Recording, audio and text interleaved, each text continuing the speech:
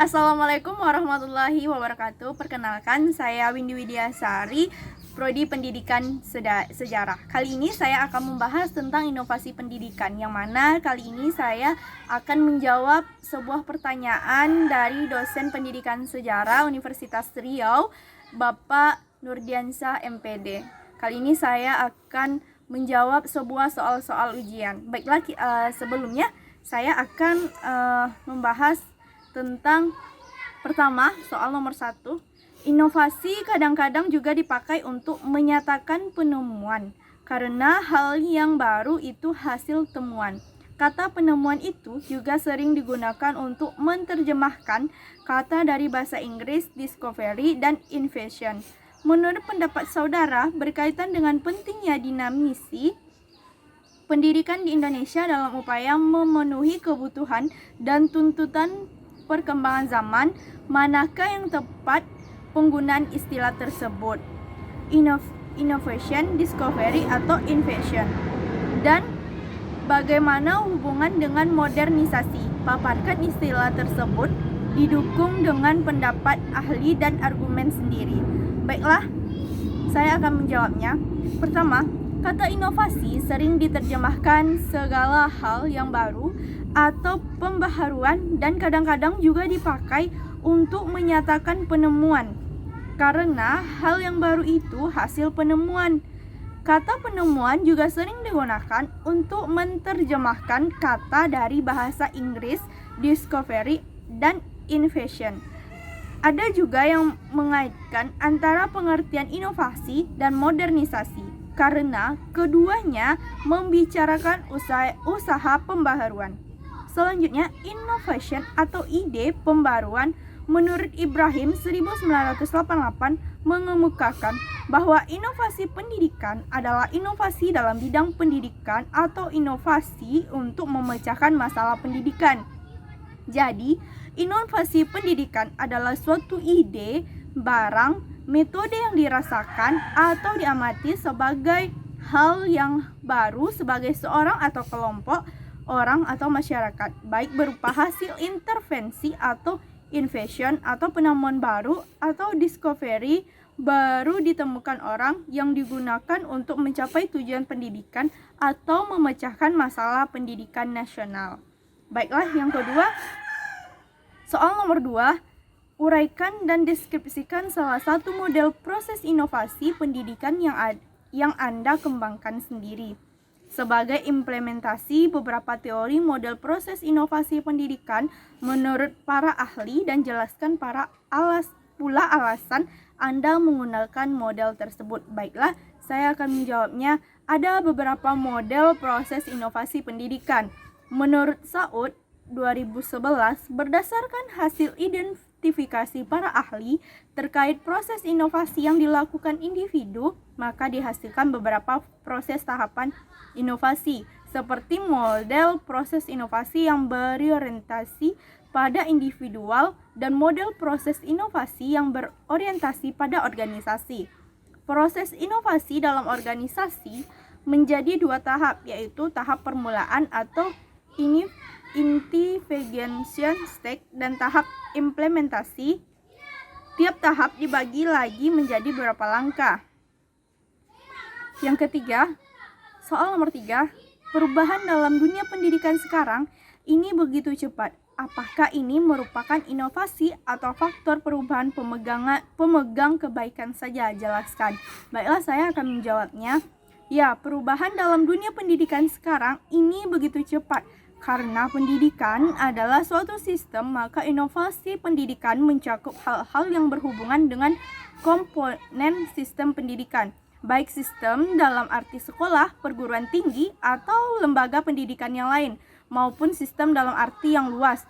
Misalnya, sistem pendidikan nasional antara lain pembinaan personelia, banyaknya personal dan wilayah kerja, fasilitas fisik, penggunaan waktu, perumusan tujuan, prosedur, peran yang diperlukan, wawasan dan perasaan, bentuk hubungan antar bagian, hubungan dengan sistem yang lain, serta strategi. Soal nomor 4. Kalau inovasi senantiasa dibuktikan dengan hal baru dan yang lebih baik, maka apakah setiap perubahan baru di bidang pendidikan membawa perbaikan atau malah sebaliknya? Karena kita melihat output 12 pendidikan kita sekarang dengan 20-an tahun yang lalu. Jelaskan argumen saudara. Baiklah, menurut saya setiap perubahan baru di bidang inovasi pendidikan bahwa perbaikan karena besar dan kompleksnya masalah pendidikan serta karena keterbatasan kemampuan yang dimiliki, tindakan inovasi atau pembaruan sangat diperlukan. Secara implisit, manajemen inovasi mengacu pada komponen perencanaan, pengawasan, pengarahan, dan perintah. Di samping itu, akan diusahakan peningkatan mutu yang dirasakan semakin menurun saat ini. Dengan sistem penyampaian yang baru, peserta didik diharapkan menjadi manusia yang aktif, kreatif, dan terampil memecahkan masalahnya sendiri.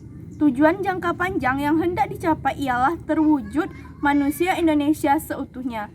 Tujuan lain dilakukan inovasi pendidikan adalah untuk memecahkan masalah pendidikan dan menyongsong arah perkembangan dunia pendidikan yang lebih memberikan harapan kemajuan yang lebih pesat. Baiklah, saya akan menjawab pertanyaan yang nomor 5. Konsekuensi inovasi merupakan perubahan yang terjadi dalam sistem sosial sebagai perubahan untuk penolakan suatu inovasi. Jelaskan dan berikan contoh yang jelas serta sebutkan konsekuensi baik langsung ataupun tidak langsung. Baiklah, kita akan membahas tentang konsekuensi inovasi. Adalah suatu dampak yang mengikuti proses adopsi suatu inovasi. Dalam memperkirakan konsekuensi atau akibat dari inovasi adalah pekerjaan sulit. Ide-ide baru di masyarakat seringkali diterima berdasarkan kepercayaan atau keyakinan, bukannya berdasarkan alasan-alasan rasional atas dasar pertimbangan tentang konsekuensinya. Akibatnya, telah dapat diduga bahwa walaupun banyak inovasi dalam berbagai bidang telah diupayakan, tetapi hanya sedikit terjadi perubahan. Banyak ide-ide baru yang dipromosikan diadopsi, tetapi pembaruan atau perbaikan di berbagai bidang tetap belum nampak hasilnya. Banyak inovasi di masyarakat memiliki tingkat keuntungan relatif yang rendah. Meskipun inovasi demikian diadopsi oleh banyak orang, namun kemudian ditinggalkan. Konsekuensi langsung adalah suatu inovasi mempunyai pengaruh yang segera terhadap individu atau suatu sistem sosial. Sedangkan konsekuensi tidak langsung adalah inovasi yang memberikan pengaruh yang tidak segera. Konsekuensi langsung suatu inovasi yang menghasilkan perubahan sistem sosial yang terjadi sebagai respon segera penyebaran suatu inovasi. Konsekuensi tidak langsung adalah perubahan dalam sistem sosial yang terjadi sebagai hasil konsekuensi langsung suatu inovasi yang masih memerlukan upaya tambahan dan proses masih memerlukan waktu yang lebih lama.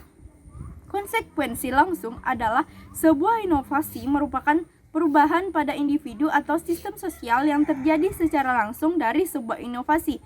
Sedangkan konsekuensi atau akibat tidak langsung merupakan perubahan pada individu atau sistem sosial yang terjadi sebagai hasil dari konsekuensi langsung suatu inovasi. Baiklah, soal nomor 6. Coba saudara uraikan dengan baik bagaimana peran inovasi pendidikan dalam peningkatan profesi guru atau pendidik. Baiklah, saya akan menjawabnya. Perkembangan teknologi dalam informasi yang sangat pesat memberikan pengaruh dalam bidang pendidikan. Perkembangan ini memberi pengaruh positif sebagai upaya untuk menjembatani pendidikan di masa sekarang dengan masa yang akan datang. Oleh karena itu, inovasi dalam pendidikan harus dilakukan dengan memperhatikan berbagai faktor yang menyertainya. Salah satu faktor itu adalah guru. Sebagai tenaga pendidik, guru memberikan kontribusi yang sangat besar terhadap kegagalan dan keberhasilan proses pendidikan.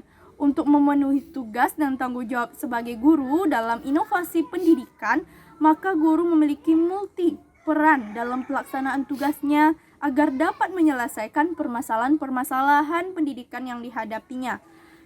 Peran guru dalam inovasi pendidikan, yang pertama, guru sebagai pendidik. Guru sebagai pendidik yaitu mendidik peserta didiknya dengan ilmu pengetahuan sesuai dengan nilai-nilai yang positif. Guru sebagai pengajar artinya guru-guru berperan sebagai penyalur ilmu pengetahuan dan nilai kepada peserta didik. Selanjutnya guru sebagai mediator atau fasilitator, di mana guru memiliki sejumlah pengetahuan yang cukup tentang bagaimana menggunakan media pendidikan sehingga komunikasi KBM menjadi lebih efektif. Guru sebagai fasilitator dituntut untuk mampu mengusahakan ketepatan dalam pemilihan sumber belajar yang dapat menunjang KBM. Selanjutnya guru sebagai pembimbing, di mana harus membimbing peserta didik agar dapat menemukan berbagai potensi yang dimiliki sebagai bekal hidup sehingga peserta didik dapat tumbuh dan berkembang sebagai manusia ideal sesuai harapan orang tua, masyarakat, bangsa, dan negara. Selanjutnya guru sebagai motivator, di mana berperan sebagai pembangkit motivasi peserta didik agar selalu bersemangat dalam belajar dan menuntut ilmu pengetahuan secara langsung ataupun tidak langsung. Selanjutnya ada guru sebagai inovator, di mana guru meningkatkan kemampuan aktif dan kreatif yang dilakukan secara terus-menerus guna mengantarkan dan mewujudkan cita-cita peserta didik, dan masih banyak lagi. Selanjutnya saya akan membacakan soal yang nomor 7. Sebagai calon seorang guru, Anda berkewajiban menyusun RPP secara lengkap dan sistematis agar dapat mewujudkan pembelajaran yang inovatif sesuai standar proses dalam kurikulum 2013. Coba saudara uraikan secara baik penanda pembelajaran inovatif yang efektif dan efisien. Baiklah, saya akan menjawabnya. Perangkat pembelajaran pada dasarnya memiliki peran yang penting dalam melaksanakan kegiatan pembelajaran dan memudahkan guru dalam melaksanakan kegiatan pembelajaran. Kemudian dalam menggunakan pembelajaran inovatif, guru dapat memilih jenis-jenis model pembelajaran inovatif. Model pembelajaran inovatif ini merupakan konsep yang mampu membantu guru untuk menggabungkan antara materi yang diajarkan dengan kondisi lingkungan sekitar siswa. RPP menggunakan dua model pembelajaran inovatif, yaitu generatif yang menekankan pada proses pembelajaran yang menekankan pada proses pembelajaran agar siswa mampu membangun pengetahuan yang ada di pikirannya. Selanjutnya ada problem based learning, atau yang dikenal juga dengan pembelajaran berbasis masalah, yang menekankan pembelajaran berdasarkan pada masalah mengenai materi yang akan dipelajari. Baiklah, itulah tadi soal UAS saya, dan saya mohon maaf jika ada kesalahan. Saya akhiri dengan wabillahi taufiq wal hidayah. Assalamualaikum warahmatullahi wabarakatuh.